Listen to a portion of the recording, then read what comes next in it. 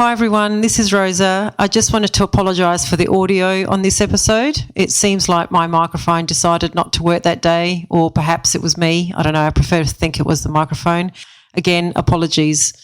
We hope it won't happen again.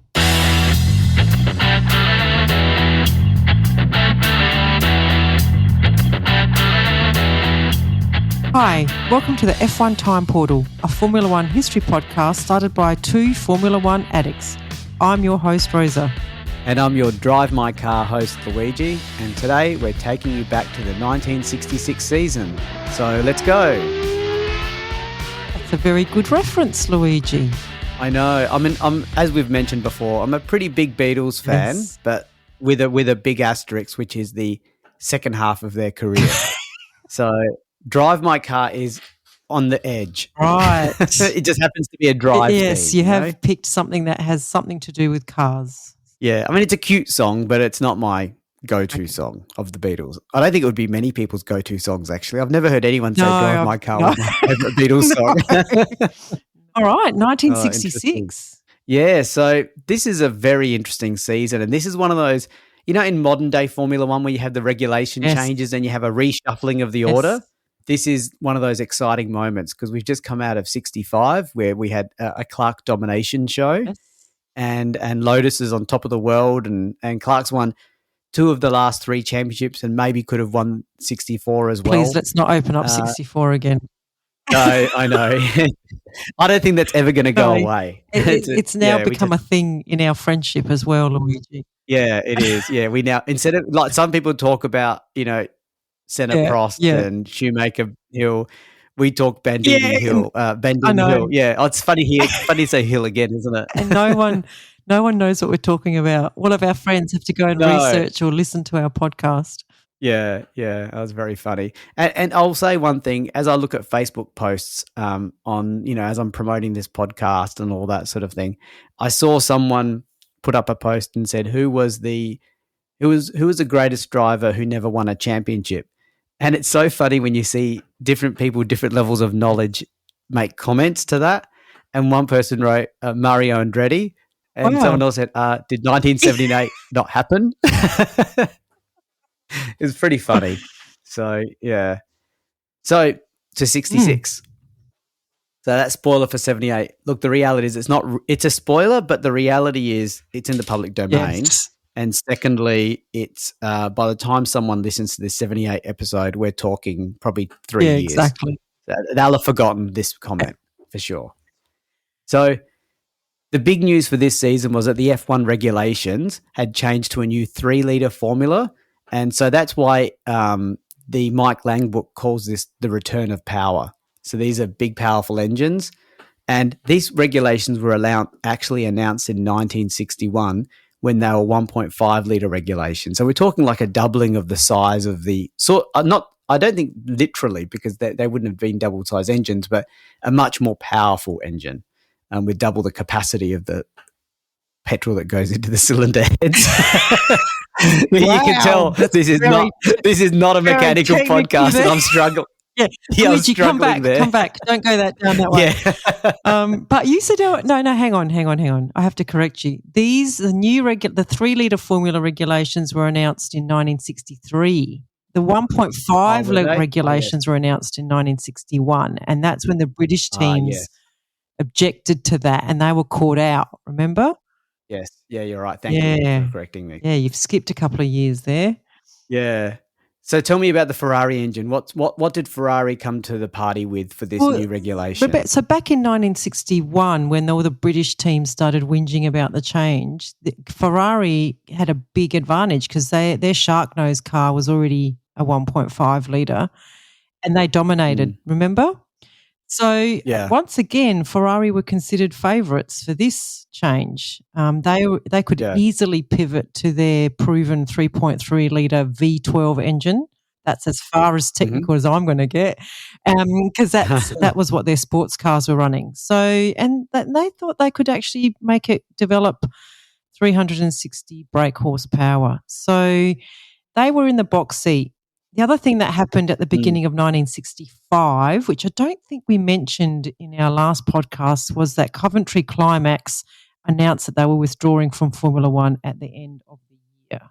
So this meant that BRM and a whole heap of other teams that use that engine had very limited time to find a new. You've written powertrain here. I would never use that word in my vocabulary, Luigi, but powertrain. And with these new regulations, they had to be very different to what everyone was using.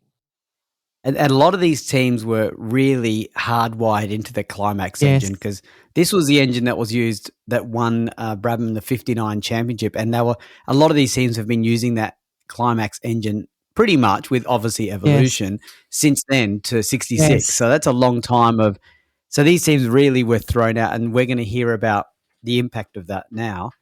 Not just in the intro that we're doing, but also through the season. But one thing I was going to flag is there's a particular reason why we mention the brake horsepower, even though we're not a technical podcast, because some of these teams have wildly different horsepower outputs from their engines, and that plays a part. All right. Yeah. So Brabham made a success of the new regulations by opting for pretty much a simple, reliable engine. And Jack Brabham worked with Australian engineering company Repco, and they used a V8 engine, and that produced about 285 brake horsepower, and that later increased to 300.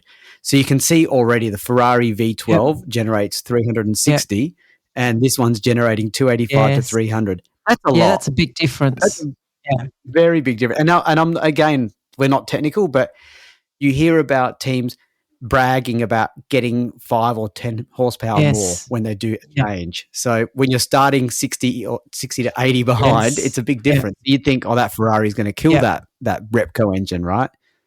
So on the other hand, BRM took it to another level. So BRM was one of those typical teams, and Brabham was using the Climax last year, and so was BRM. They instead produced the infamous P83 car, which had a very complex H16 engine. Now, essentially, again, layman's terms, it's like the connection of two 8-cylinder engines. Yeah, to make an H shape, right? Yes. Yeah, which is really interesting. So it was a big, complicated engine. However, it could produce 400 brake horsepower. So it sounds, for its time, it was unbelievable for its time, right? However, the car did suffer continual vibration problems and terrible reliability. So, if that took off, I mean, let's pretend the world was different and that H16 engine became an absolute gun.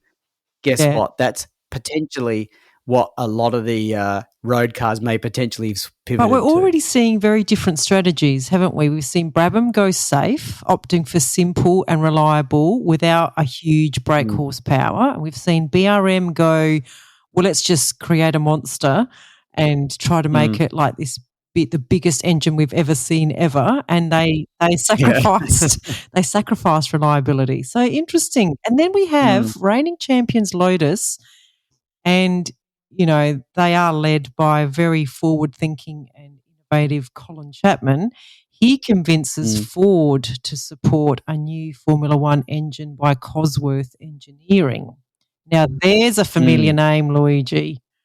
Yeah, this is a really big year in Formula One, because you're almost seeing the changing of the guard. You see Climax leaving, and they were the leaders, essentially, in customer engines. And Cosworth becomes a monster leader. And they go through. I was just going to say the term Ford Cosworth is huge. Huge name. And so this is the birth of Ford Cosworth, essentially. It may not have been called Cosworth initially. I think they called themselves Ford in the Mike Lang books, but everyone knew them as Ford Cosworth. And it would last through to the 80s. Wow. That's how long, like 20 years plus. Yep. So, Cosworth was an engineering firm, and they merged. They became this engineering firm through engine designer Keith Duckworth and former Colin Chapman employee, Keith Duckworth and Mike Cosworth. Jesus, lots of worths in there.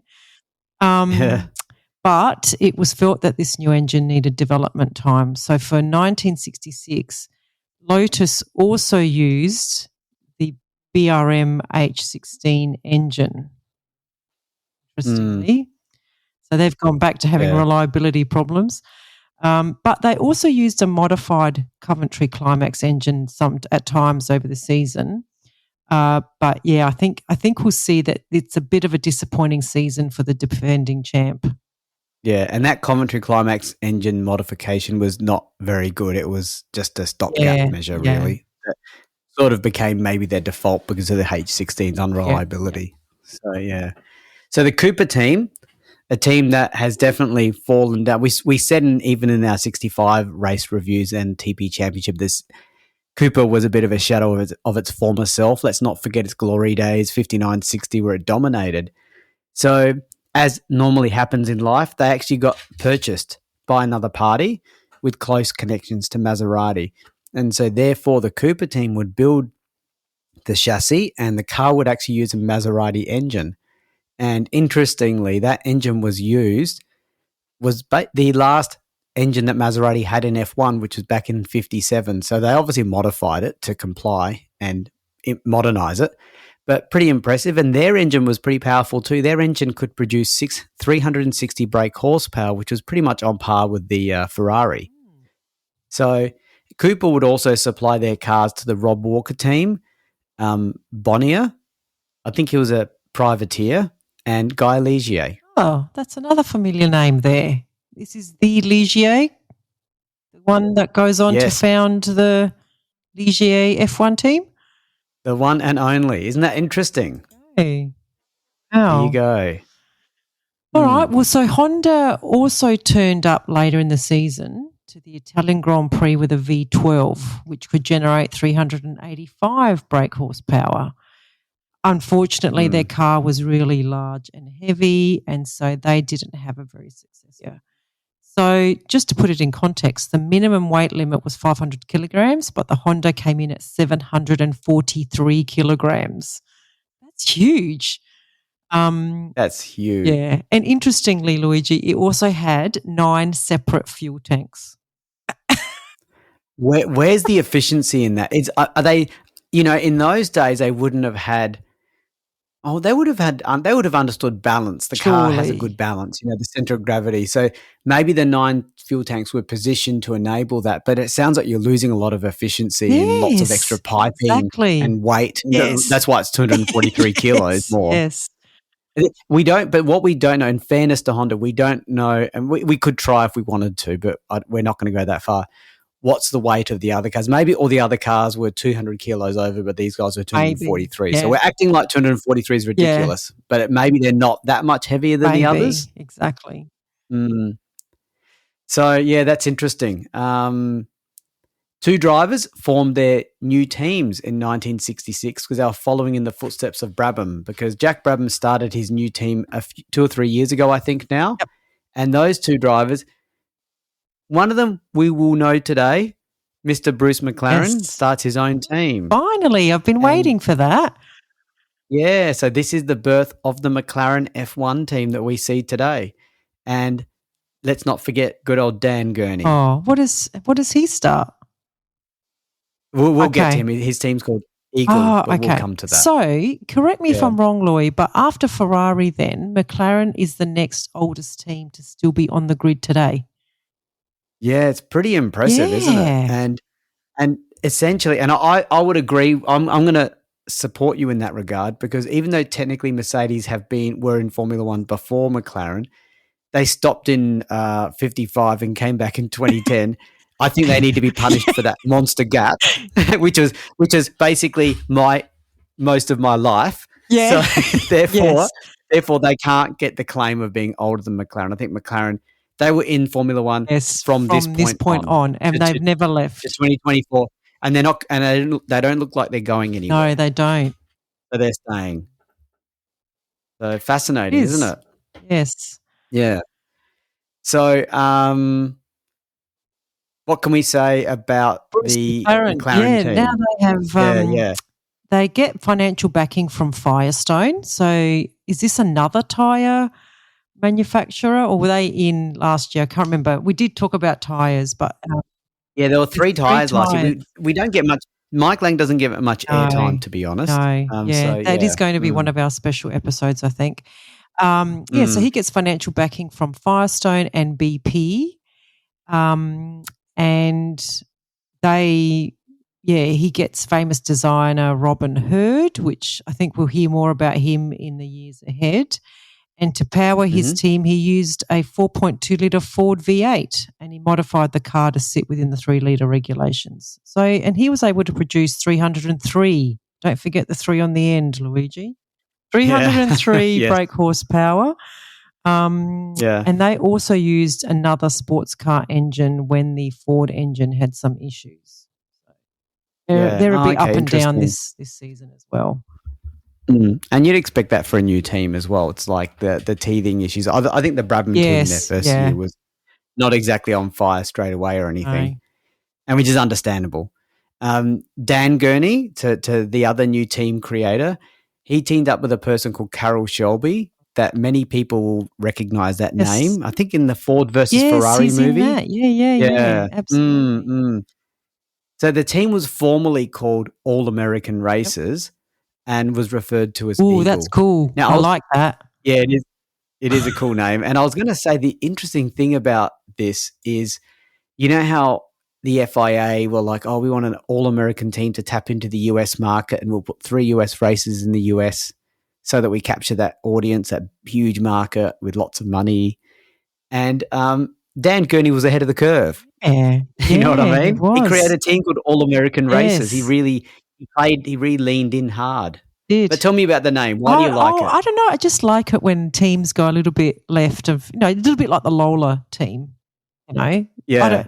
I don't know why I like it. It's just an unusual name for a car, and I'm putting Eagle into that category. Yeah. I think I have a lot of favourite teams, and this one is the I like their name category. It is a pretty cool name. And is it? I mean, your theme seems to be bands or songs. So Lola is obviously a famous song by Eric Clapton. But do you like the Eagles band? Not even the Lola song. Not particularly. I just like the fact that they're not called, something boring like All American Racers. Yeah, that would be bad. That'd just be called AAR. Whereas Eagles sounds Eagles cool. does sound cool. So the Eagle made its debut in Spa, actually. So that was I think middle of the season or thereabouts, and initially used the old and underpowered 4-cylinder Coventry Climax engine, which was discontinued. I think they expanded it to be a bit more powerful. Like I said, I think the Lotus team did something similar until they had a new engine called the Westlake, and that engine was a V12 and was able to produce 370 brake horsepower when it was ready. So it was up there with the Ferraris and the Maseratis. So in terms of 370 to 400, you know what I mean? See, let's recap here. We've got Brabham at 285 to 300, Ferrari and Cooper on 360, Eagle on 370, McLaren on 303, and the BRM and Lotus using the H16 capable of 400 when they could get through a race. That's massive variations from 285 to 400. And on the face of it, you'd say the winner of this championship would probably be in that middle range, if not the BRM. Yeah. Because surely power counts for most success. And not all tracks, like we know Monaco is not really the place, but pretty much everywhere else power is going to come is your friend. Yeah. So we'll see how that goes, right? We will. So on the driver front, there were very few changes. So we're only going to mention the important ones that deserve a place on the portal. So Ferrari stayed with John Surtees and Lorenzo Bandini, your favourite driver. But there is some drama at Ferrari, which we will cover later in the podcast. BRM kept on their 1962 champion Graham Hill, like why wouldn't you? And of course Jackie Stewart, who had impressed so much in 1965 in his debut season. I think he finished on the podium a couple of times and even won. He won a race. He won a race towards the end, Jochen Rindt stayed on with Cooper, now as their number one driver, having lost McLaren to his own team. And Cooper also secured the services of Ginther while Honda wasn't ready, as well as Chris Amon, another one of your favourites, Luigi. Yeah. Denny Holm was elevated to a permanent seat at Brabham because, Gurney's gone and created. Okay, so some good, interesting, big changes there. So really big mix-up. I'd say that's quite a lot of driver changes, and we know there's more during the season. But new engines, new driver changes. So this first race of the season's a real exciting one, isn't it? So the tyre war was ramping up as Goodyear, Firestone and Dunlop were now all present on the grid with different teams. And this resulted in the development of dry weather tyres, wet weather tyres, and the widths of the tyres and their rims evolving and growing throughout the season. So nothing improves tyre development more than competition, Absolutely. I guess. Yes. There were also a couple of new regulations brought out this season, and that plays a part because some unusual records are set because of it. If a driver has completed less than 90% of race distance, they would not be classified and did not receive points, even if they finished in the top 6. Wow. Yeah, that I don't know if that happened much, that last point, but definitely if you weren't in the 90%, you weren't classified. Right. Is that still there today, Louis? Do you know? I don't think that last bit is. No, definitely not the last bit. Yeah. And the maximum race distance was reduced from 500 kilometres to about 400 kilometres. Having said that, I do see the number of kilometres per race fluctuating during the year. Yep. So let me just see. Okay. Yeah, okay. And lastly, and of novel interest, is that during this season, the 1966 movie Grand Prix, and I know you love that movie, Luigi, was being recorded. So they actually used footage from a range of races with 1961 champion Phil Hill engaged to drive a camera car to take real footage of the cars in action. Yeah, interesting. But yeah, go and Google 1966 F1 camera car to see what that car footage looked like back in those days. It's actually really interesting to watch. Really worth doing. If you can pause this and safely do it, like if you're not driving or something, man, it's not what you see today, that's for sure. Yeah. It's like, wow, how can I don't want to describe it and give it away too much other than it looks like you're not really driving a car. It looks like you're driving a camera pretty much and a big one too. So, yeah.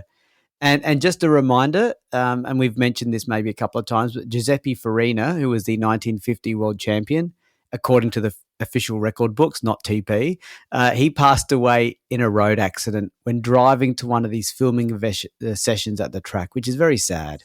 Remember, he was the inaugural F1 drivers champion. Yeah, as per the record books, but not to us. Yeah, when I say not to us, TP championship. we respect him. Yeah, we respect him as a champion because the record books say so. But according to our TP championship review, Fangio actually won the 1950 championship. So if you've got issues with that, write an email to Rosa and Thanks a she lot. can address Thanks a lot. So we're ready to start. Took a while to get there, but there was a lot to cover off because when you have big regulations, you have to go through it, right? You have to set the scene. Yeah. So let's see if this huge 400 brake horsepower H16 BRM can dominate the streets of Monaco. So it's race 1 of 9 on the 22nd of May, which is like one day before my birthday. 100 laps, 17 drivers on the grid, of which 16 drove, and the grid formation was a 2x2x2. So let me just get to my page. We have these pages we look at to guide us, and it's not quite make the podcast go smoother. Yeah, that's right. It's great. Working a treat. It's because I have to use a PDF, you see, because no, don't. Should we open it up, Rosa? Don't air our dirty laundry. So look, there was a great deal of interest for this race as it was the official debut of new regulations, and all the teams were present, excluding Honda and Eagle, because they're still getting their act together and stuff. In the first practice session, there were some key teams that did not participate. So it was basically Stewart and Hill in the BRMs who dominated. Oh, you're right, Luigi. I'm surprised that H16 dominated around here. Like Monaco, you don't need the power, really. But anyway. Yeah. So, however, on the Saturday practice session, as it evolved, all the teams started to become active. So they were just taking advantage of a brief lull in activity, I'd say, because Clark actually went ahead and grabbed pole with the Lotus using the old Climax engine. So I imagine, I don't know what the power of the old Climax engine is, but it would have been nowhere near 400 That brake makes horsepower. sense, though, here at Monaco. Yeah. So also in terms of the grid, Surtees and the Ferrari actually surprised everyone by taking second on the grid, which don't forget that Ferrari was a big I think it was in the V12 engine, because the Ferraris did play around with their older engine and their newer engine, and that pushed both BRMs to the second row, which is still impressive for that car. Yeah, it is. So the Mike Lang books reference Bandini preferring the older Ferrari engine, not the new V12, and he did well, but they don't mention what car Surtees was driving. So, yeah, most likely I'd say the V12. And remember, he was still recovering from a crash he had last September testing the Lola sports car. It left half his body an inch shorter than the right half. Like the left half of his body was an inch shorter than the right half. That's amazing. It was originally 4 inches shorter, but the doctors literally stretched him back as much as they could. That's just, I mean, two things. This accident that happened in September plays a part later in this season. But how? I know. How do they do the look, I'm a bit of a shorter guy. So if they had this technology back in 66, why can't they do it for me now? Maybe you need to have a big horrific accident. I think you have to actually have your body out of alignment for it to work. Oh, okay. They can't just do it they both can't sides. Just no. But that must have been so painful for him. But yeah, he's back driving in May. Oh, yeah. It just shows what these drivers endured. Yeah. You know, because he was obviously, I mean, I doubt he was wanting that adjustment to be done for the fun of it. It was for his life to have a quality of life and all that. Yeah. You know? So, yeah. So back to more comfortable topics. McLaren actually qualified 10th on debut in his own car. Oh, so just on the McLaren debut, as we've mentioned, the film Grand Prix was filmed this year, and some sessions were actually filmed in this race. The British license, McLaren had a British license for his team, and he was New Zealand owned. But he didn't debut in British racing green or in the New Zealand's traditional racing colours of green, black and silver, but instead in white with a green stripe, so that the Grand Prix director would be able to use the McLaren as a double for the fictional cars in his film. Isn't that weird? And that, yeah, I know. And the fictional team was called Yamura Cars. What is Yamura? I mean, it's a Japanese. I remember it was a Japanese manager. I thought they were just like being Honda. Okay, right. I think that's what it is. Yamura, obviously, it's not sounds like Honda, but it was playing on the Japanese angle. Yeah.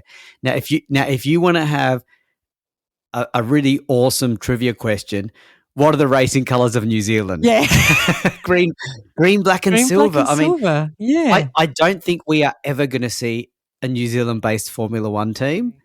So those colours are relegated to the history books, I suspect. But and I'm sorry for New Zealand fans. I wish New Zealand had its own Formula One team, because guess what? I'd go there and visit their site and everything, because it's not that far from Australia. But wow, green, black and silver. Never knew. And what does McLaren race in today? Yeah, good old papaya. So, yeah. There you go. But let's face it, I think a lot of people think of McLaren, if you're from my generation, the classic red and white Marlboro definitely. McLaren. Yep. Yeah. And that was awesome, that design. Yes. It went from the 70s to the 90s. Yeah. Iconic. Yeah. I don't mind the papaya, but I would love to see that red white come back, to be honest. Absolutely. Yep. Yeah.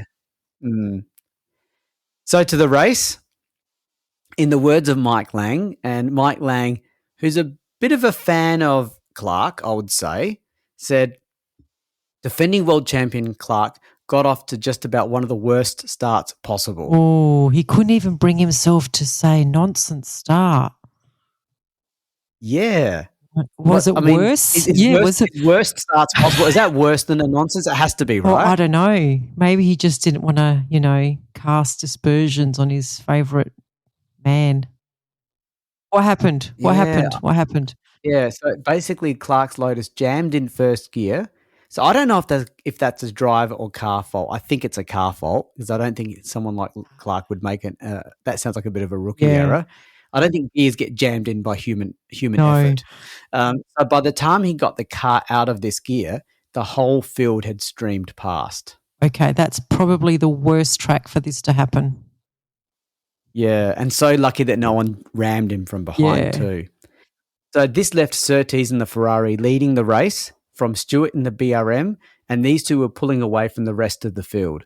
So by lap 14, Surtees could start to feel his differential breaking up, and he pulled into the pits, having waved Stewart through into the lead. Oh, it's so interesting that drivers are, like, we hear about it a lot in this era, that they wave through their competitors, like not even their teammates. Yeah. It's like their rivals. Yeah. You go ahead.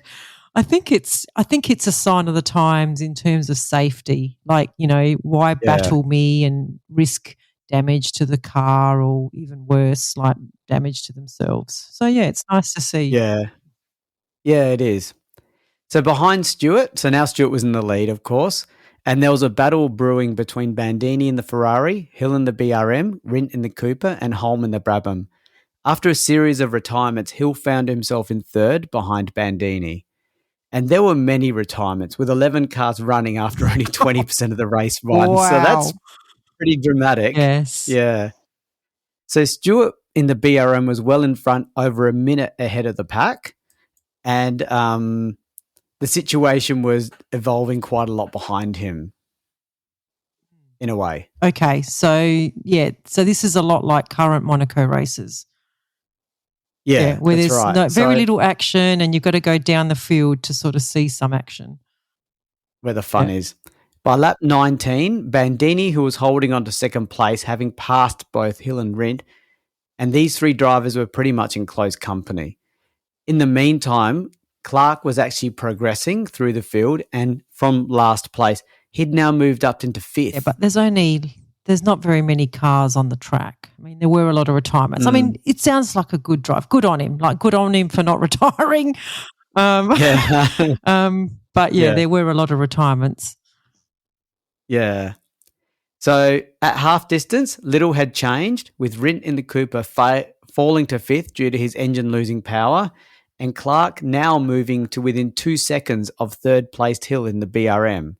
So he was on a charge. Now there's not a retirement. Now he's battling real people, if you know what I mean. I'm not saying he was having it easy. Yeah, now he's in the business end of the race. Correct. Yeah, nice. Nicely put. So on lap 61, Clark actually passed Hill to take third place. Now, don't forget, Hill, he's won this race 3-4 times. So he knows this track very well. He's a winner. Monaco. I don't even know if Clark actually won this race, actually. So for him to pass Hill is impressive. But then his suspension collapsed, as in Clark's, and almost immediately he was out, and luckily he was not injured. Okay, I can see what we're going to do in the TP Championship. Yeah, he'll get his points, right? Let's face it, where is he? Lap 61 out of 100? Yeah, I'm just trying to have a quick look. Yeah, you tell me, because I'm on the wrong page of my book. I think it's just further up. But anyway, he's up there, not far from the end. But not 100 laps. 100 laps, okay. So Rindt also retired at this time. He was in that Cooper Maserati. So this just left 7 cars circulating. And these cars were very spaced out at this stage, with Hill, Mr. Monaco, even having a spin and taking at least 30 seconds to resolve this matter. He didn't lose a place. What? Such was the gap, because he was over a lap ahead of Ginther, who was next behind him. Bit of a boring race, Luigi. Yeah, it is a bit, because so many retirements. And everyone is so spaced out. Yeah. There was a little bit of zest towards the end, however. With the last quarter of the race to go, the only interest was whether Bandini could catch Stewart, and the gap was 19 seconds. Yeah, I bet Stewart was managing that, though. Like, it's so hard to pass at Monaco, so all he had to do was stay ahead. Yeah, and you know what? I also think that Mike Lang is trying to make some interest in the race by just saying it. I think if you were a commentator live, and this was what you were dealt with, you'd start to play on that gap. Yes. And, it's gone from 19 to 18.5. All the race is on. Yes. However, the gap did go down a little. Like, with 10 laps to go, the gap was down to 12 seconds. But I agree with you, Rosa. I'm sure Stewart was managing things. And Bandini even set the fastest lap at that stage. That's a go Ferrari moment. Yeah, so let's see. Is this going to be a great Bandini win? But there was no awesome finish. because I don't think he was going to win it anyway. But Bandini started to have front brake problems, and at the race end, he was over 40 seconds behind a dominant Stewart. So we had Stewart winning, Bandini second, Graham Hill third, a lap behind. And the new rule meant that although Bonnier and Ligier were still racing, they were considered far enough behind they were considered as retirements because they didn't qualify for the end. Oh, that's embarrassing. Yeah, that's the new rules, right? Wow. Okay. And I think I read that to this day, this race still holds the record for having the fewest classified finishes in a single race in Formula One history. Which is 4. Yeah, so I'll recap. So it was Stewart, Bandini, Hill, and fourth place was a driver you probably won't hear us talk about anymore. Oh, and I think we do mention him later. The name sounds a little bit familiar. Bondurant. Oh, yeah, we do talk about him. He's got a bit of he does do something, yes. And he himself was 5 laps behind. Wow. So he nearly got relegated to a non-finisher. Yes, I mean, 4 races. And the thing that's silly is, and we mention this a lot, even up to this point and after, that Monaco still persists in limiting who can start. Look at this. Yeah. So this is a record book. Well, this is another trivia question. Yeah, but Monaco seems to be in the record books for all the wrong reasons. Yeah, I know. Anyway. Yeah, but I don't know. There's a lot of people that love the race and a lot of people that hate the race. Where do you sit on that? I get a little bit sucked into the romanticism of it. I guess the fact that it's been, although it wasn't there from the start. It kind of did a bit of a mic drop and didn't want to be part of Formula One for a while there. Wanted money. Money and regulations. They weren't happy with the regs. So, I don't know. It's a little bit romantic. I kind of like it. In today's Formula One, the racing there kind of doesn't make sense, but I wouldn't want to see it go. Have I sat on the fence enough there, Luigi? No. I don't think you're sitting on the fence. I think that's a yes. I like it. And I feel exactly the same. So I copy paste what you just said. The one thing I'll add to it is, if you treat your expectations differently, you love the race. So think of it like this. The qualifying is the race, first of all. And the second thing is, it's just think of Tour de France, how they have races and intermingled with that, they have those time trial stages. That's what Monaco is. It's like a time trial race. And just to see those brutally powerful cars trying to not hit those walls, I know, it's just awesome. It's just an awesome sight of driver skill. And I remember Nelson Piquet saying infamously, and it's a really good quote that I think every person can relate to. Imagine getting your push bike and riding around your house. Oh wow, that is a good analogy. That's amazing. Really good. And imagine that, like you've got this 10-speed bike and you're only in gear 1 or 2 most of the time and trying to not hit the walls. And everyone's house is quirky. I've been in your house, Rosa. Your house will be tricky. You'd have a couple of really tight hairpins around the kitchen area. In fact, your kitchen is a U-turn, it is a U-turn. Actually. Yes. You have to go back. Wow. And imagine if you didn't move any furniture. You had to live with where the couch and tables and chairs are. Yeah. No, that is a really good way of thinking about it. That is excellent. And you're right. So thank you, PK. Thank you, PK. So I like seeing it there, but I can see why a lot of people don't think it's a good race, but they're wrong. Yeah. They're wrong. Okay, so after our first race of this season in 1966, we have Jackie Stewart, your childhood hero, Luigi, on 9 points. Lorenzo Bandini, your other hero, on 6 points. And Graham Hill on 4 points. And in the constructors, we have BRM on 9 and Ferrari on 6. So if you're a BRM fan, I suggest you right now go to 1967. That's brutal.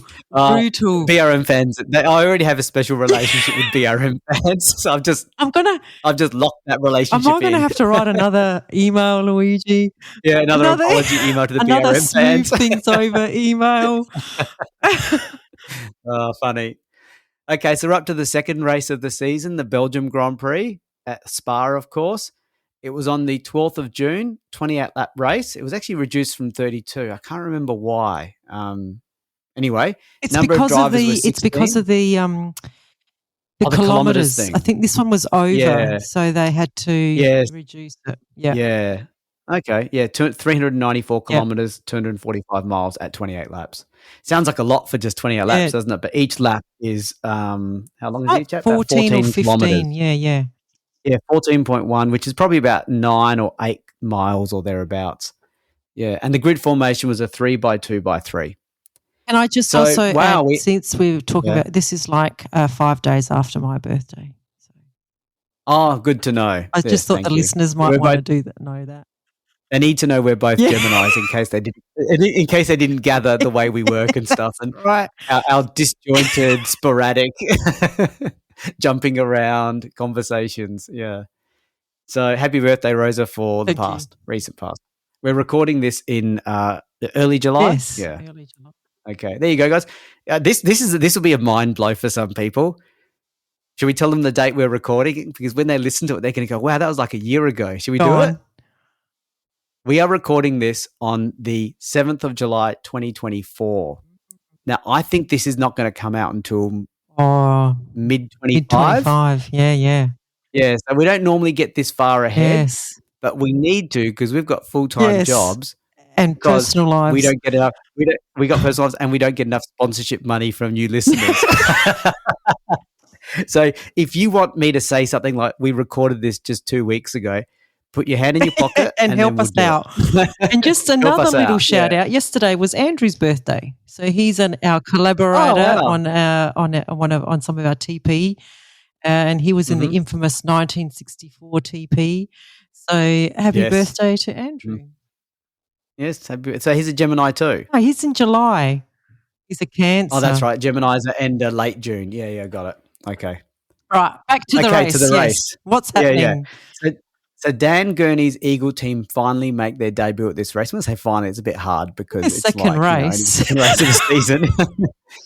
But they were using their 2.7 litre Coventry Climax engine, which is that sort of modified one to get them over the line while their Westlake engine was not ready. And we also, in this race, are seeing the debut of the Lotus 43 with the BRM H16 Big Bertha engine. And this was given to Peter Arundel as Clark preferred the older Lotus 33, which had the 2-litre Coventry Climax engine. So they even had the small Coventry Climax engine, not the bigger one that the Eagle got. Yeah. So a real mixed bag of engines. So for the first practice session, many drivers preferred the old engines across the board. So even McLaren were debuting with their new Ford engine, but they were having problems. In fact, most of the grid was having problems with their cars, in particular Cooper and Lotus. Arundel and the Lotus only managed 3 laps before he had his engine issues. Remember, he had the BRM H16 in his, while Clark, even with the old engine, was having a multitude of issues as well. Cooper were barely able to drive with both drivers having issues from the outset. So this sounds like a palaver. Sort of a reflection of the season, which will make more sense as we continue, I think. It just seems weird that no one was ready. I guess they only had a year for Coventry. Even though they knew the formula was changing, they only had a year to prepare for Coventry Climax to leave, I guess. That's not a long time, is it, to develop a new engine? No. Yeah. And this is in the era where engines were designed, there was no computers. Yes. Someone had to probably draw on paper and then get the Lego out. Yeah, I mean, I'm imagining things were slower. Yeah, for sure. Yeah. So, it makes sense. Yeah. So, BRM had mixed fortunes because Stewart was setting some strong times in his BRM while his teammate Hill was struggling with overheating and a down-on-power engine. And both BRM drivers preferred the older V8 engine. Neither of them wanted to use the new H16 engine. Wow, that H16 engine really is not getting any love from anybody, including the BRM team who created it. It sounds like a bit of a lemon. Yeah, it's like despite the headline output of 400 brake horsepower. I mean, if I was the advocate of the H16 engine, I'd be walking around saying, come on, guys, if we can get this right, it's 400 brake horsepower, 400, and it's just not cutting it. They just do not want to hear about it because you don't win a race in the pits. Yeah, on ifs and buts. Yeah, correct. So when the second practice started, Surtees, so we don't normally go into this much No. detail, but when there's a lot of drama, we'll delve in if there's a story to tell, right? So when the second practice session started, Surtees and the Ferrari set a blistering time of 3 minutes 38, and that time would not only become pole position, but was also a time that nobody could get close to. And in second place was Rint in the Cooper Maserati with a time of 3 minutes 41.2, followed by Stewart in the BRM, old engine BRM, 3 minutes 41.5. The pole was 3.2 seconds faster than second place. That's amazing. What team was he that for again, Luigi? What? Ferrari. Oh. Ferrari, I think. I think it was Ferrari. Yeah. Yes, no, it's absolutely Ferrari. That's why I got you to say it again. But it wasn't Bandini, though. It was just Surtees. Don't worry. He's world champion, 1964 world champion. Okay. So anyway, Brabham was fourth fastest in his own car, of course, followed by Bandini and the other Ferrari. So the Ferrari was actually not too bad. Okay. Dominant, fast, and fifth is pretty good. Other key players, Hill qualified ninth, and he never really got on top of that BRM like Stewart was able to. And Clark qualified 10th. Gurney in the Eagle qualified 15th. So we have a camera car in this race as well, following all the first lap races, and it was Phil Hill in the McLaren Ford camera car, which was interesting. Yep. Okay. And Clark qualified 10th, which is unusual for the man who had a pole record that would last like for a very, very long time. But he was only able to start the race when both he and Chapman flew back to Coventry, where the Lotus team was based, for spare parts to repair his engine. The team boss and the number one driver personally flew back to the Coventry warehouse or factory. What do you mean? That is insane. It sounds like sounds like a bit of an excuse for a junket. It doesn't make sense, does it? Didn't they have phones? Couldn't they just, ring someone? Couldn't they send a telegram, pigeons, something? Yeah. What? It sounds like they had very, very specific needs, and they had to do alcohol it face-to-face. in a hotel room. I don't. What? But not really. It's their team base. It's not like a party zone. It's not like they're going to a conference event. Maybe they did. It was a different time, maybe. maybe things were awesome back then. Like even going to your normal office was a party That's time. Right. That is so strange. Yeah, it is so strange. I don't get that. But anyway, it was the way it was done back then. So on race day, there were ominous clouds which warned the drivers that a wet race was potentially on the cards, and Lotus was having a horrible time of it. So this little trip to Coventry really didn't pay off. Because Clark's repaired car went out and almost immediately the rear suspension collapsed. This was quickly fixed. I never thought suspensions were a quick fix, but and that's me not understanding, right? But it was apparently quickly fixed. And when the race started, Clark's engine blew up while still in sight of the pits. Well, you were right. A quick fix was not a fix. Wow, This is bringing back Stirling Moss vibes, though. Like all the bad luck. Well, don't forget at the very start of Monaco, he had this first gear jam. Exactly. Yeah. He flew back to Coventry to try to resolve it. Oh, what a disaster. What a disaster. Yeah. And the defending champion, Clark. Yeah. And he won so many races in 65 and he's like is struggling to get the year started. Yeah. So to the race start, Surtees and the Ferrari surged into the lead. However, partway through his first lap, the drivers were confronted by very heavy rain. Numerous drivers were caught out by these changing conditions. Remember, 14-kilometre track, and Spa this is the old Spa track. Spa's not that big now.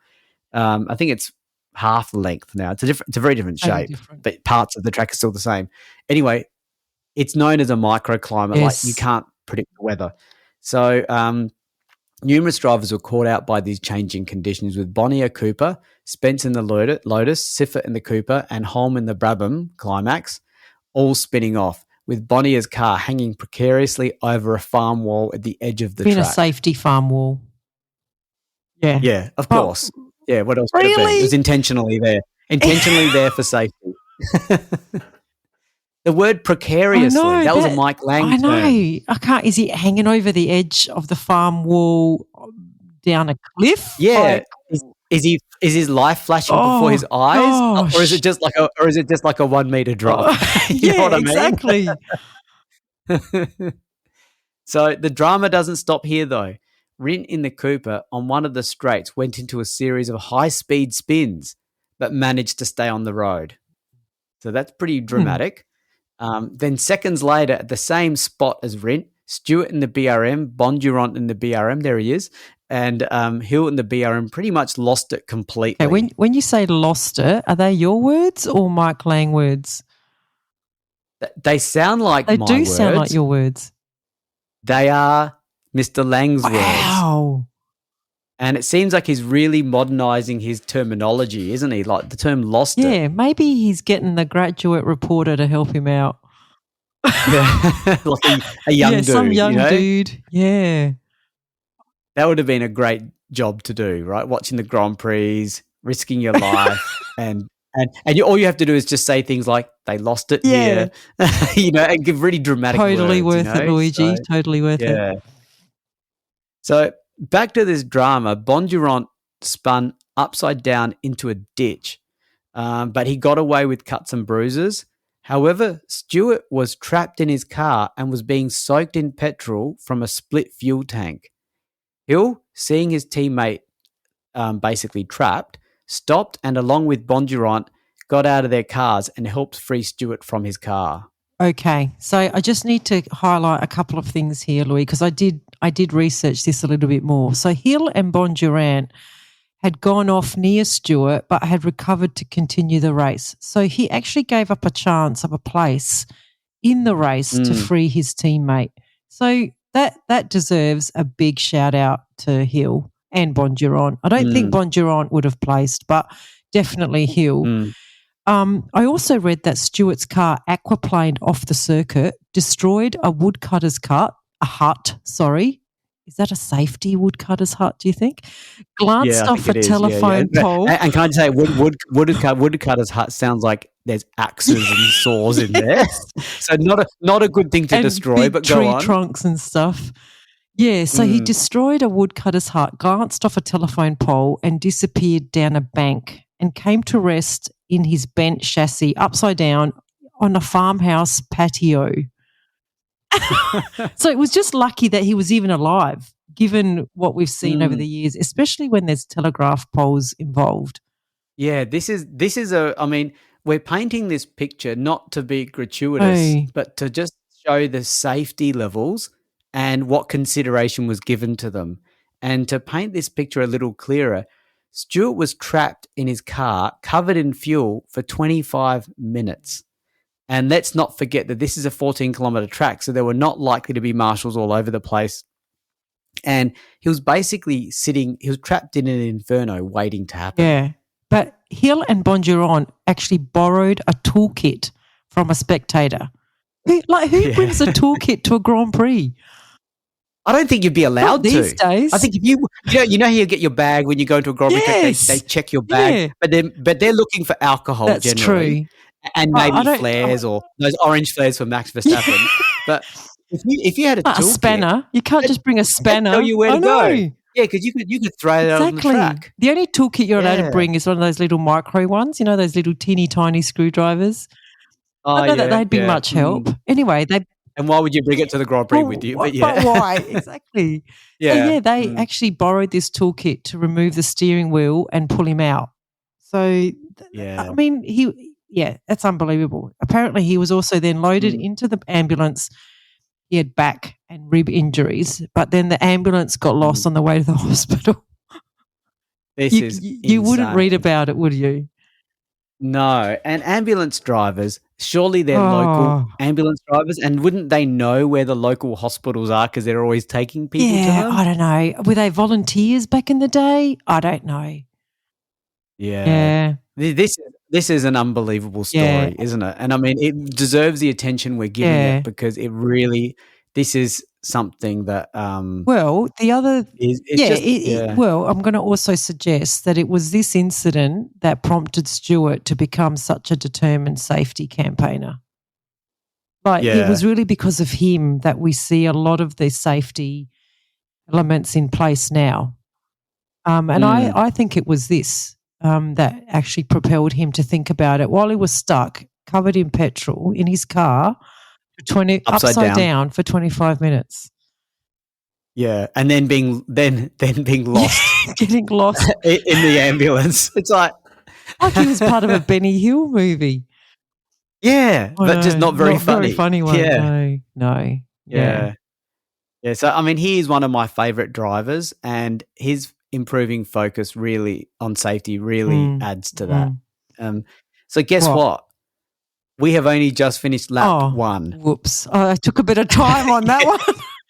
I know. And not only that, because of this dramatic weather and all those drivers going out of control, and obviously Stu having a really bad one, only 7 cars were left running. Oh wow! Okay. Now we've just come off the race where 4 drivers finished, and we've got 7 left after lap 1. Okay. Yeah. Well, take us through it. Well, of course, as you know, the rules of this era, the race was, of course, not stopped in any way, shape, or form. So we're on lap 2 with Surtees leading, followed by Brabham in the Brabham, Bandini in the Ferrari, Ginther in the Cooper, Rindt in the Cooper, Ligier in the Cooper, and Gurney in the Eagle. So that's pretty much the whole field now.